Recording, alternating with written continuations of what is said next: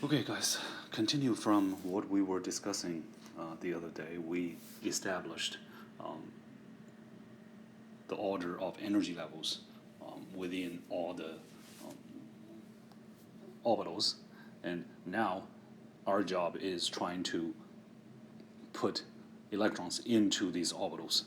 Okay, and of course, the process now that we understood all the rules should be pretty straightforward. Okay, so essentially, you're facing an electron scheme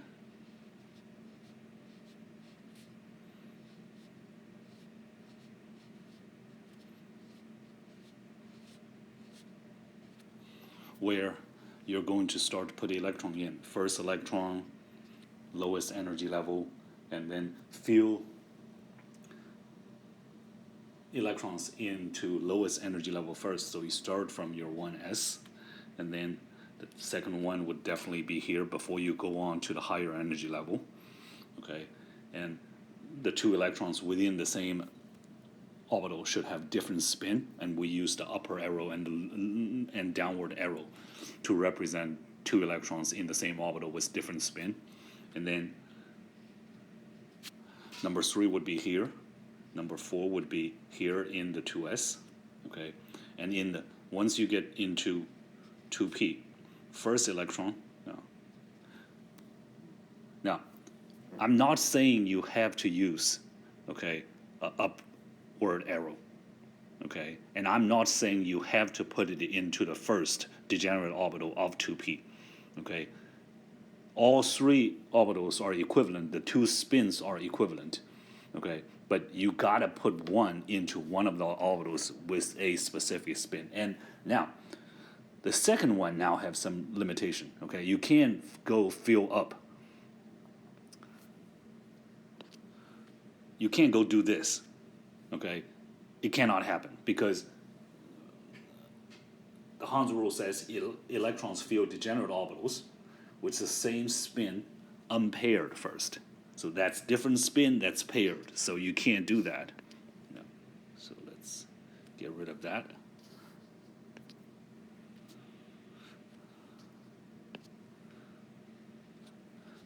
So since the first one already have that spin, the second one same spin, okay, unpaired, same in the degenerate orbital, in the next degenerate orbital, and then the number 7 electron would have to do this, okay, and then number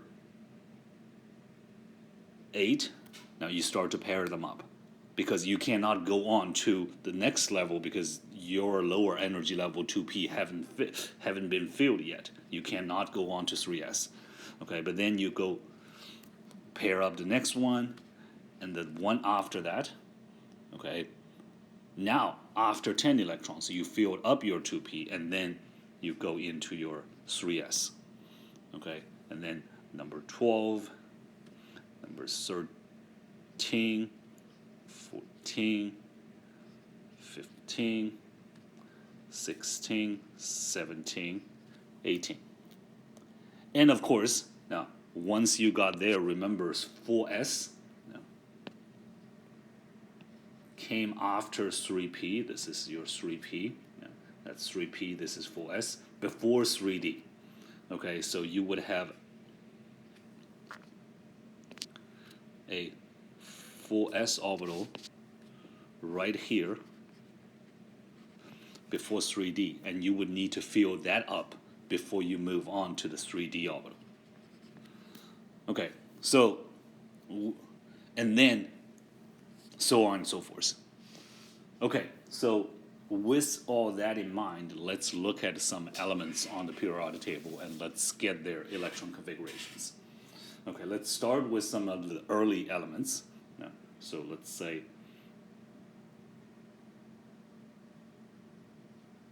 oxygen. Okay, number 8 on the periodic table. Okay, so we start to put electrons, and the way that we write electron configuration, okay, we're going to write it this way: 1s2. What do you mean? There are 2 electrons on the 1s orbital. Okay, then 2s2, Okay, that's 4 electrons used, and you have 4 electrons left for oxygen. And then you go on to 2p, and the result for that is that, okay, you would have 4 electrons on the 2p. 2p orbital can take, p orbitals can take up to 6 electrons because you have 3 degenerate orbitals. So 4 is definitely manageable for the 2p orbital, but all 4 of them would be on 2p. Okay, and that's what it is. Now, all right, so let's take a look at sodium. Z equal to 11. 1s2, 2s2, 2p6, that's 10 electrons used. Okay, and then you would have 1 left, and then the next one is 3s, so you have 1 electron to put on the 3s orbital. Okay, and now let's say sulfur. Z equal to 16, 1s2, 2s2, 2p6, 3s2, that's a total of 12. You have 4 left, 3p4. Okay, and now, then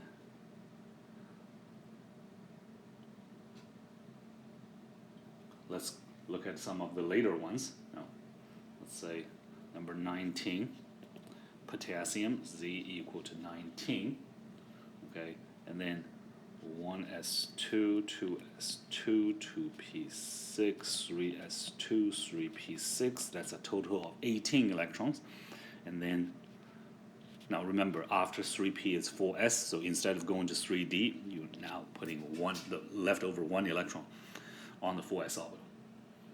Okay, and now, if you, let's look at bromine, number 35 on the periodic table, 1s2, 2s2, 2p6, 10, 3s2, 3p6, 4s2, another 10, so 20. You have 15 left, and then after that is 3d. 3d is 5 degenerate orbitals, as you can see, and that's a total of 10 electrons, so 30 electrons used, 5 left, and then the one after that is 4p, and you would have all 5 electrons on the 4p orbital. Okay, so as you go further and further, now this is exactly how do we put electrons into the orbitals, okay, and get the electron configurations. And of course, you can see that your electron configurations would be longer and longer and longer. Okay, now there is a simpler way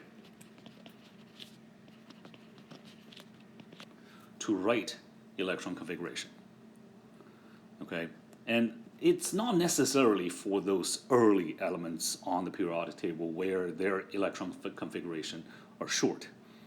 Okay, but more likely it's for things like bromine or things like iodine, things like barium. Now, when you have 30, 40, 50 electrons, and even more, okay, these later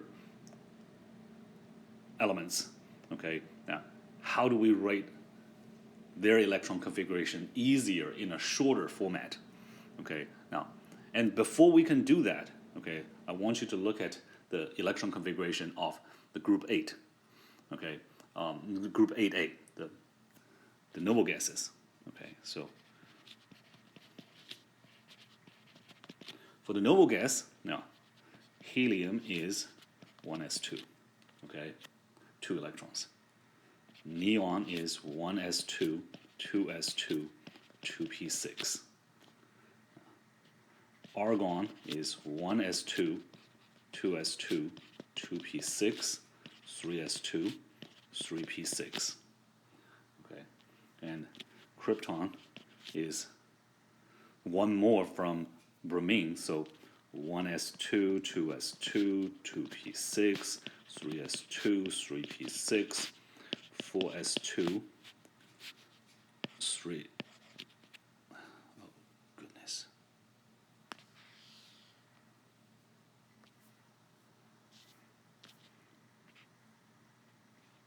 3d10, 4p6. And the list can go on and on for the noble gas. Now, and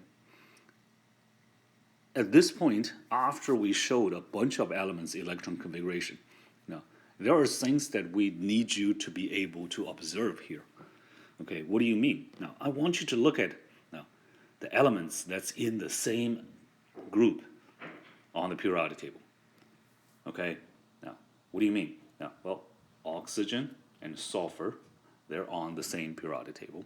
Okay, I want you to look at their electron configuration and see if there's something that you can catch here. And then sodium and potassium, they are in the same group on the periodic table. So do you observe anything similar in their electron configuration? And now, all the noble gases are in the same group. Looking at their electron configurations, do you see any similarity here? Okay.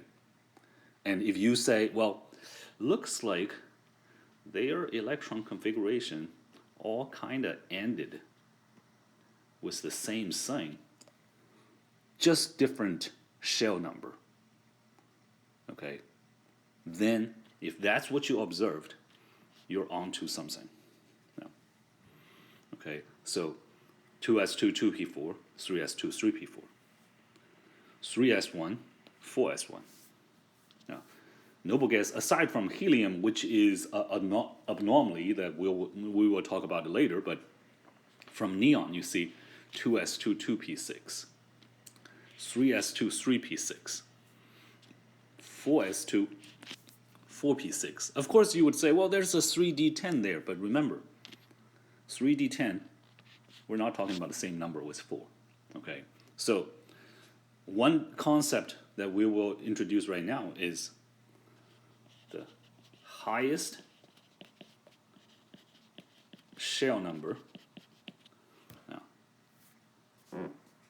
2 for oxygen, 3 for sulfur, 3 for sodium, 4 for potassium, and then 2 for neon, 3 for argon, 4 for krypton. Okay, in the electron configuration, your highest shell number, that shell is called the valence shell.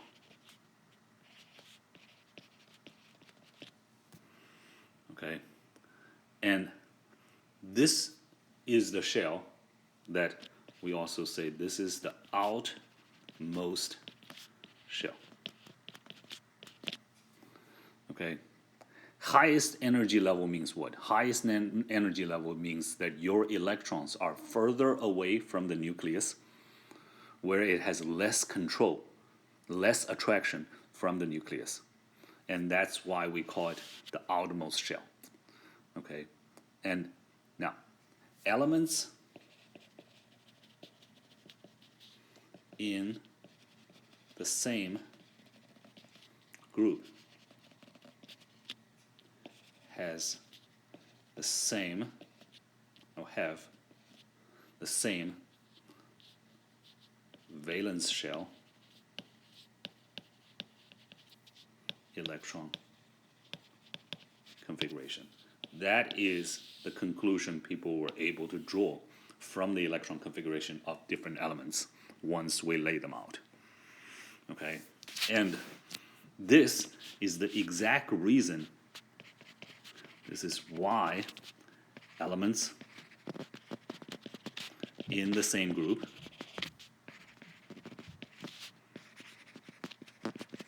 have similar chemical and physical properties. Okay, now, because majority of your chemical physical property of an element is actually determined by the behavior of your outmost shell or your valence shell electrons. Why? Simple. Now, they're the outmost. If your atom is going to have any kind of interaction with another atom, well, remember, when it comes to making chemical compounds, okay, whether you're making ionic compounds, whether you're making molecular compounds, at the end of day, making compounds from atoms is all about electron interaction, right? Covalent bond is sharing of electrons, okay? Ionic bond is all about losing and gaining electrons. So for all these atoms, when they share electron, when they're losing or gaining electron, okay, where do you think those electrons are coming from? Oh, it's coming from the atoms, of course. Like, what of all the different shells of electrons that your atoms have, which shell is going to have the highest possibility to have interaction with the other atoms? Of course, the outermost shell. Okay, these ones are the furthest one, and it's the armor, okay, over nucleus. Okay, so when there interaction happening, like when you reach out to something, you touch its surface first, right? You don't go directly into the core of a piece of wood or metal or whatever. You touch the surface. Okay, so when atoms interacting with each other, it's the same deal. Okay, valence shell electron determines physical and chemical property of a given element. Okay, and now for specifically the noble gas. Okay, now noble gases have, now again, if you're looking at a krypton, you have 3D temp between your 4s and your 4p. Okay, that is fine. Remember, as much as this is a higher energy one, this is still, oh geez.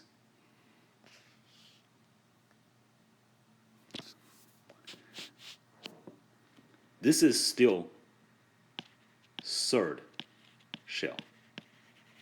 This is a non-valence shell. Okay? Yeah. You can understand it as, well, these electrons, although they're higher in energy, but they're still closer to the nucleus inside the atom structure, and it's not as far as the valence electrons, 4s and 4p. Okay, so any noble gas element would have a NS2 MP6 type of electron configuration. And using that, you can say, well, any group 1 would have a NS1, any group 2 would have a NS2, any group 3A or group 13 would have NS2MP1, so on and so forth. Okay, but noble gas have a NS2MP6 electron configuration. And now, what do we know about chemical and physical property about noble gases? Oh, they're all inert, hard to have chemical compounds. Hard to have chemical compounds means what? They don't want to interact with other elements. Whether it's sharing electrons with other elements or losing or gaining electrons to and from other elements, noble gas is not interested. Okay? And people are thinking, well, why? How do you explain that? And eventually the conclusion that we draw here is that this is the most stable electron configuration for elements. Okay? Yeah.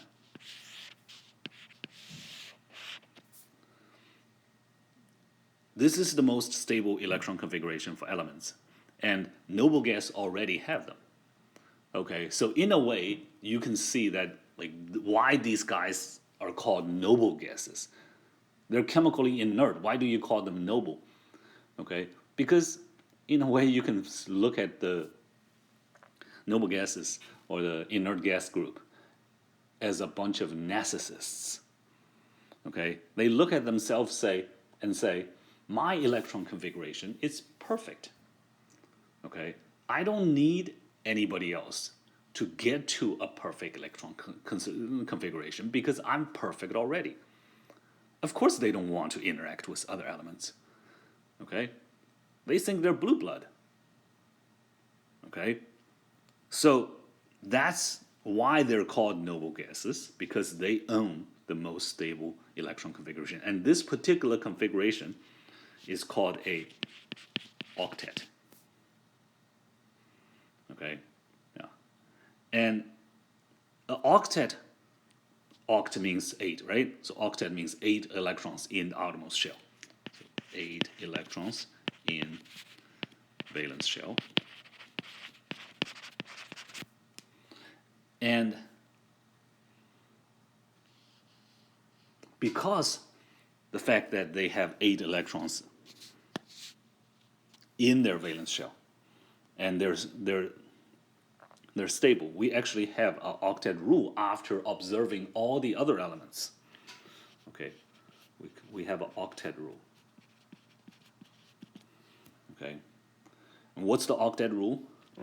Atoms try to achieve an octet when they make chemical compounds.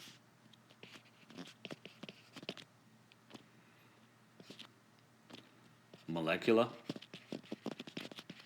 or ionic. Okay.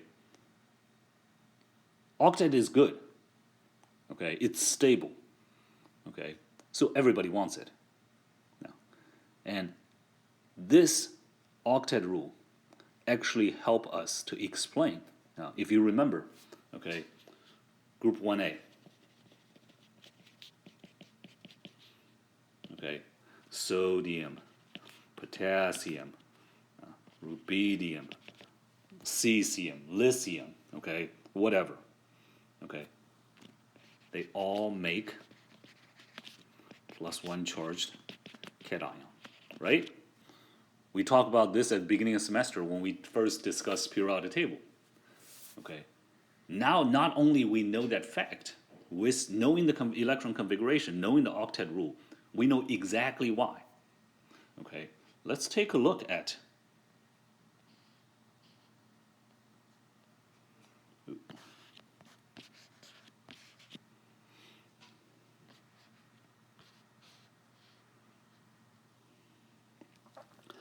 take a look at group 1A elements. We have 2 with electron configurations here. There's sodium, there's potassium, okay? Now, 3s1, 4s1, similar, same valence shell electron configuration. We already talked about that, right? Why do they like to lose 1 electron? Guess what they get when they lose 1 electron? When sodium loses that 1 electron, what do you see? 2s2, 2p6. Of course they'd want to lose 1 electron because it gives them an octet. Okay, what about potassium? Same deal. Okay, yeah. All right, so metals do that. Okay, now I know why, group 2A, magnesium, calcium, strontium, barium all have +2 charge because they have NS2. Losing 2 electrons is going to give them octet. Okay, well, that's the case for metals. I can understand. What about nonmetals? Well, actually, we have a couple more examples here as well. Let's think about group 6A.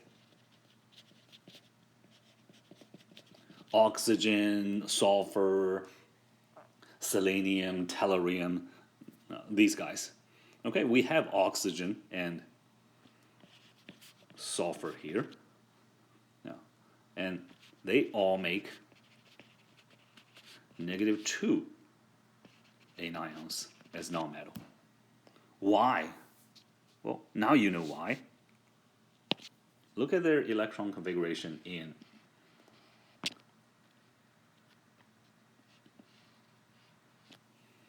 valence shell. 2s2, 2p4 for oxygen, 3s2, 3p4 for sulfur, and you can say, well, 4s2, 4p4 for selenium, and 5s2, 5p4 for tellurium, okay, whatever, okay? But what if they make a -2 charge? -2 means what? Gain 2 electrons. When they add 2 electrons onto their valence shell, what do they get? 2s2, 2p6, 3s2, 3p6, octet. Okay?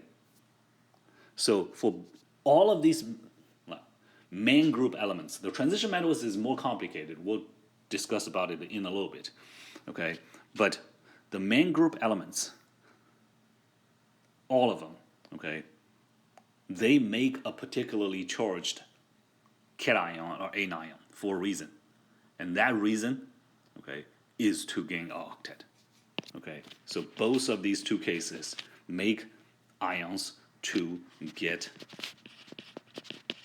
octet. All right, so now this is something that we can conclude from all these electron configurations. Now, and with this laid out to like this to us, okay, it actually answered a lot of questions we previously had regarding properties of elements and why are they lined up like this on the periodic table, so on and so forth.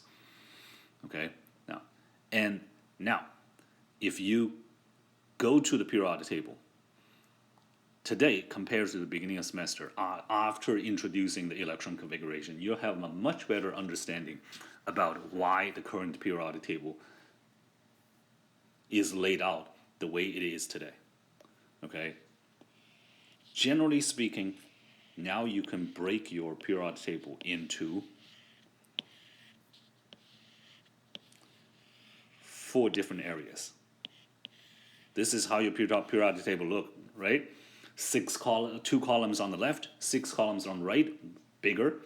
Okay, now 10 columns in the middle, shorter, and 2 rows on the bottom, even longer, but even narrower. Okay, now if you observe the elements in these different areas of your periodic table, you would see that why this one has 2 columns. Because s orbital only contains 2 electrons, and every single element in this region, okay, in these 2 columns, their electron configuration ends up with either S1 or S2. So this is what we call the S area on the periodic table. And similarly, why do you have 6 columns?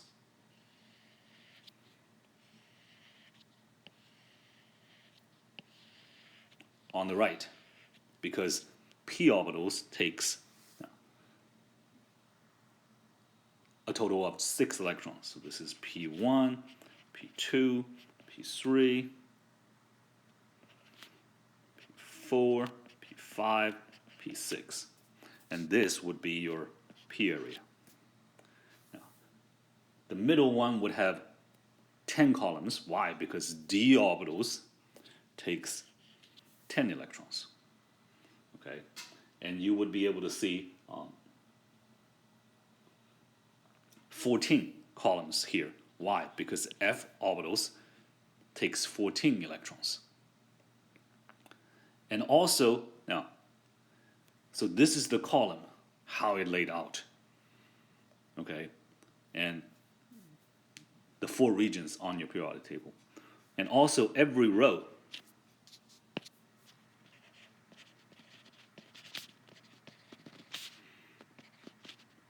represents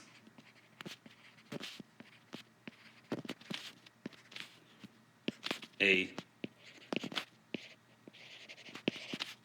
valence shell. Okay, what do you mean? First row you have only 2 elements. Okay, and hydrogen, and helium. And doesn't it look weird that you have two single elements staying on top of the periodic table? Did you wonder why back when we first introduced periodic table? Well, this is why. Your first shell, when only two elements using the first shell as its valence shell. Okay, and because first shell, why? Because first shell can only take the 1s. No other orbitals can only take 2 electrons. Okay, and first row is elements using first shell as a valence shell. So row 1, first shell,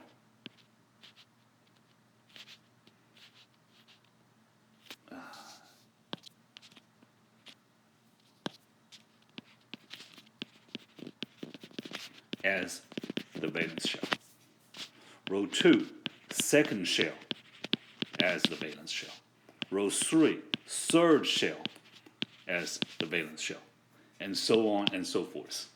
Now, and all the elements that we know so far goes all the way up to 7th shell. Okay, 7s, okay, and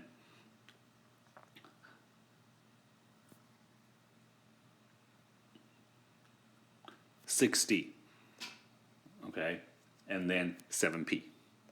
We haven't got to all the new elements people discovered so far. We haven't got to the 8th row yet, okay, and this is also why, if you look what we had previously,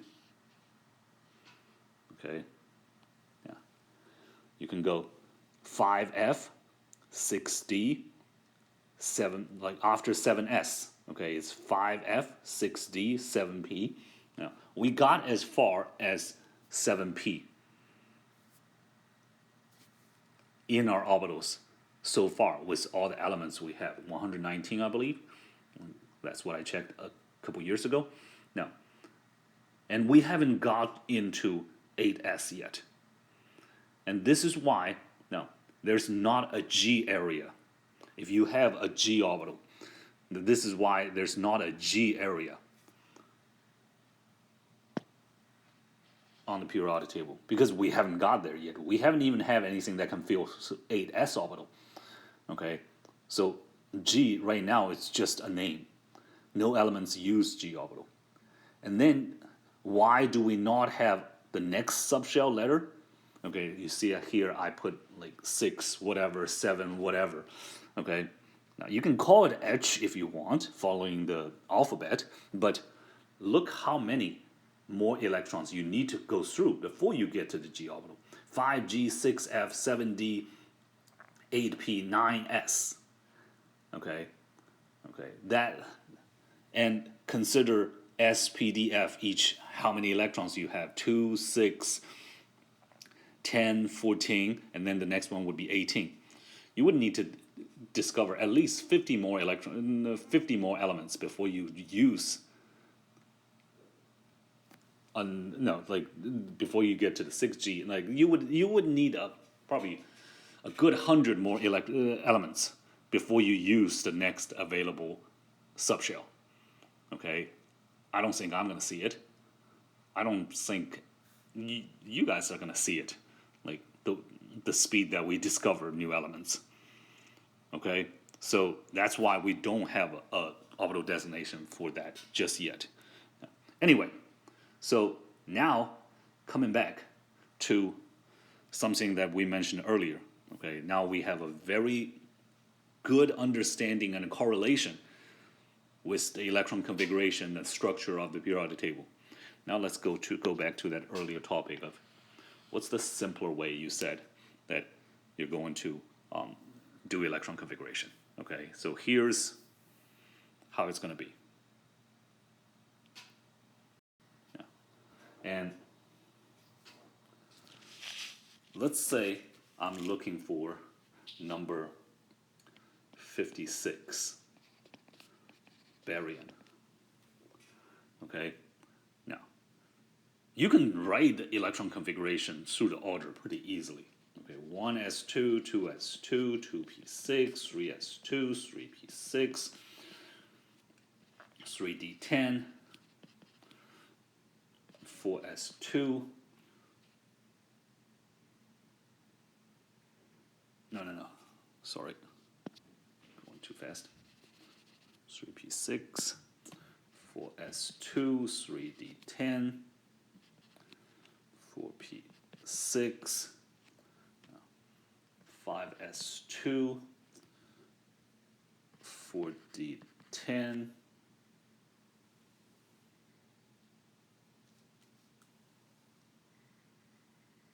5p6, and then 6s2. Okay, so 10 electron, 10 electron, 10 electron, 30 electron, 38, 48, 54, 56. Okay, so you can see how long that electron configuration it is. Okay, but the easier electron configuration is to, how can I write it shorter? The simpler way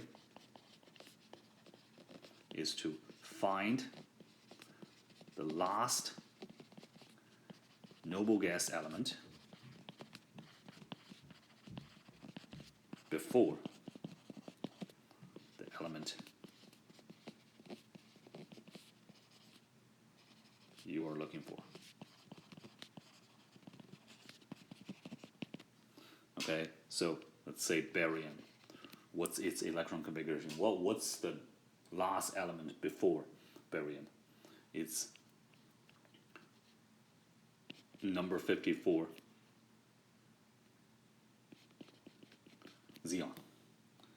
Okay, so instead of writing all that, I can go, I'm going to put xenon in a bracket. And this time, this is not representing the concentration of xenon, okay? This simply means the xenon electron configuration, okay? And this covers, because xenon configuration is this. This covers all the 54 electrons of xenon, okay? Now, why do we use noble gas? Well, because everybody wants to be noble gas. Everybody wants that structure, right? Remember the octet rules. And then, of course, the next thing you have would be 6s2. How would you know it's 6s2? Well, it's in, barium is in the 6th row.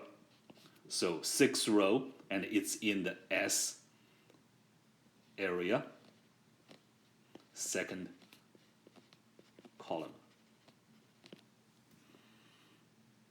Okay?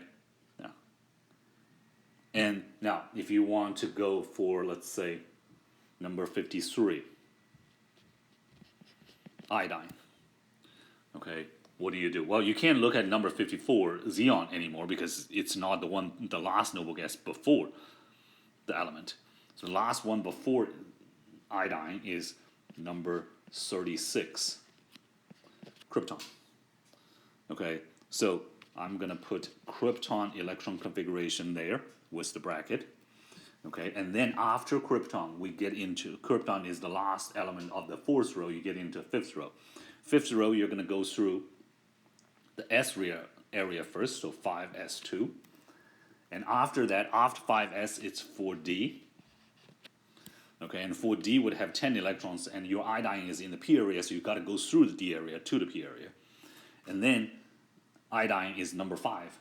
Okay, number 5 of the 6 elements in the p area in row number 5, so 5p5. See, instead of writing a very long electron configuration, you can write a short one, and just by looking at your periodic table, and that periodic table is always available now. And by the way, okay, on the next exam, please remember to print a copy of the periodic table with you for the exam, because if you don't, we're not talking about a couple questions you need to calculate molar mass. We're talking about probably half the problem, half of the questions you're going to have trouble with. Okay, now, so these are the electron configurations of the elements and how this whole thing of the concepts of valence electron, how does it relate to chemical physical properties of elements, how they make ions, how they gain and losing electrons, and now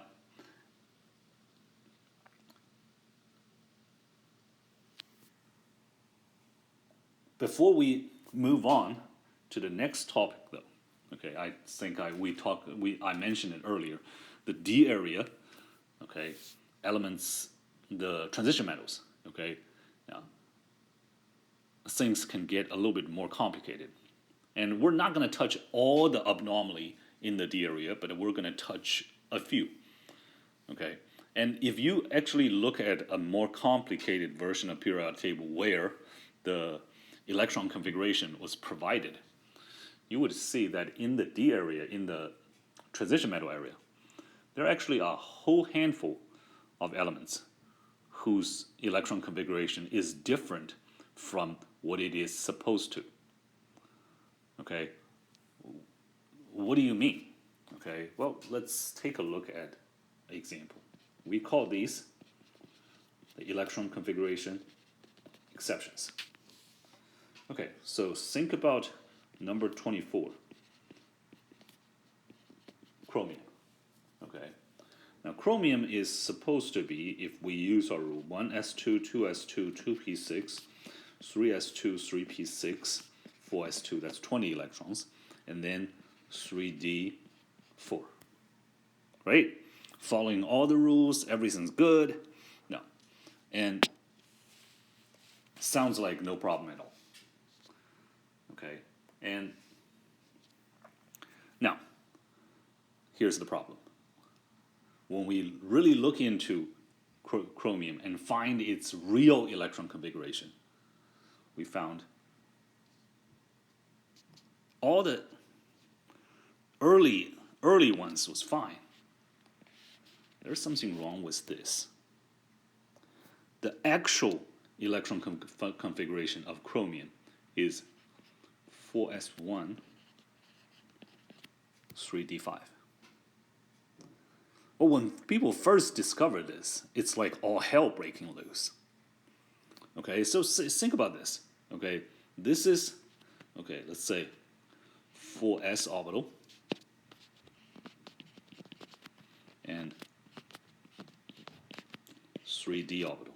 Okay, people are so used to, okay, 2 electrons there, lower energy, 4 electrons, same spin, unpaired, right? That's all the rules. You have off-ball principle, Hans rule, like, but instead, the reality is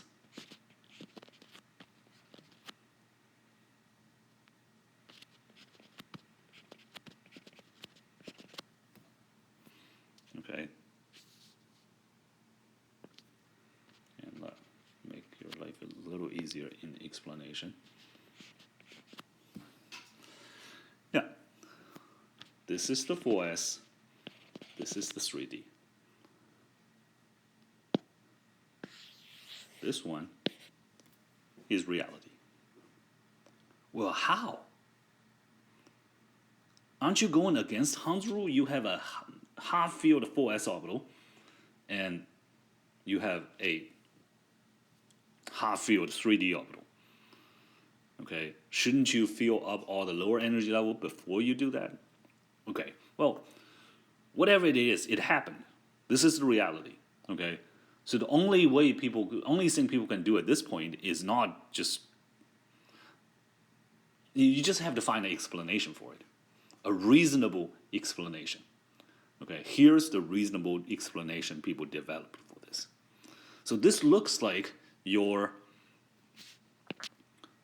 4s orbital, okay, bumped 1 electron up to the 3d orbital. Okay, and of course, putting an electron from 4s to 3d costs energy. Okay, and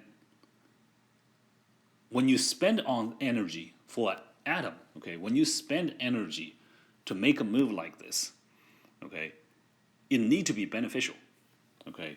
You're not just spending energy because you want to spend energy. You don't, okay?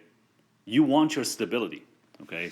So the only explanation here is that a half field, so the conclusion that we draw here is that a half, because originally your 3D is not half field, it's just 4 electrons in a 5 degenerate orbital subshell.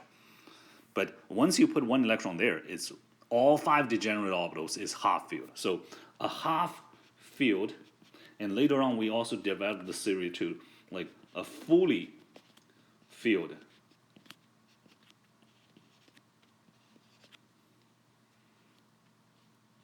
subshell, okay, provides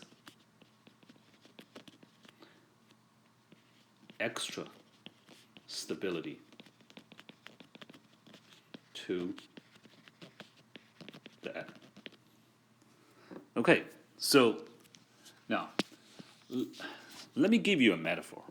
Okay, now let's say bumping 1 electron up into the next subshell. Like we all know it costs energy because, well, that 1 electron energy increase, right? Like you got to find energy for that. Okay, and let's view an atom spending energy on moving electrons as like spending money, as you spending money. Okay, let's say you don't want to spend money. You want to save every penny. Okay, but why do you want to save money? Because for atoms, saving that energy gave them stability, right? Okay. So as much as you love to keep your money, but if you spend money and you can make more money, then you gain, right? So this is exactly that situation. Yes, bumping 1 electron from 3D from 4s to 3D will cost me, let's say, $1 worth energy. Okay? But if it get me back $1.50 worth of stability, then it's all worth it. Okay? You spend some, you get some. Okay? And when you get more than what you spend, it's a good deal. Okay? This also explains why the element before chromium, okay, vanadium has 1s2, 2s2, 2p6, 3s2, 3p6, 4s2, and 3d3.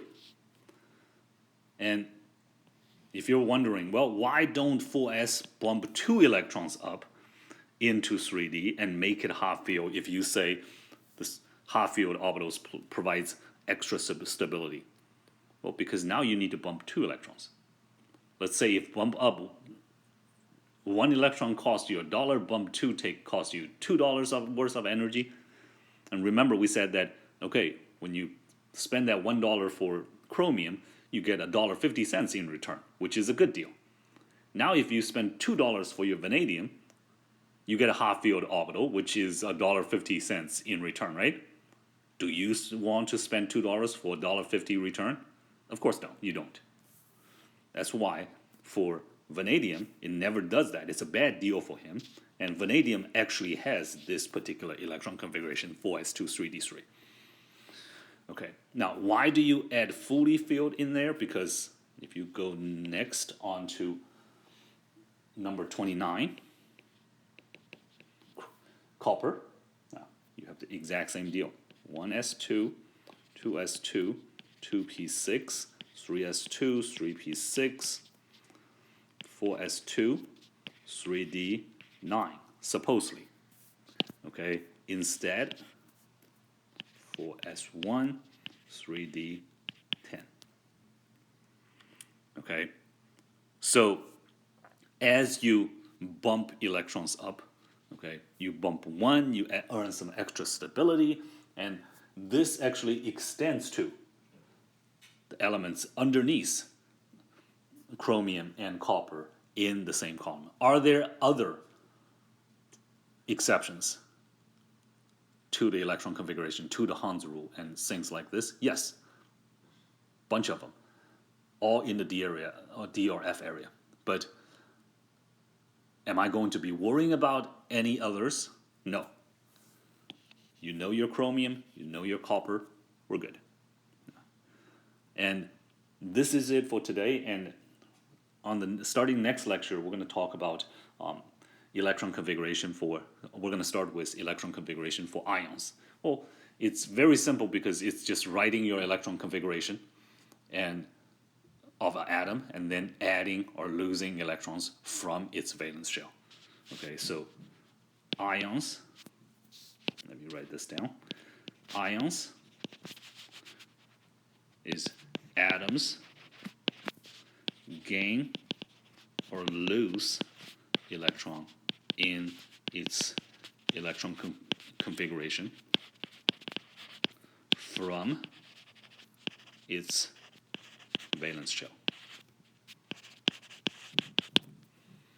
Okay, and we'll finish talking about electron configuration and also periodic property, okay, on the next lecture.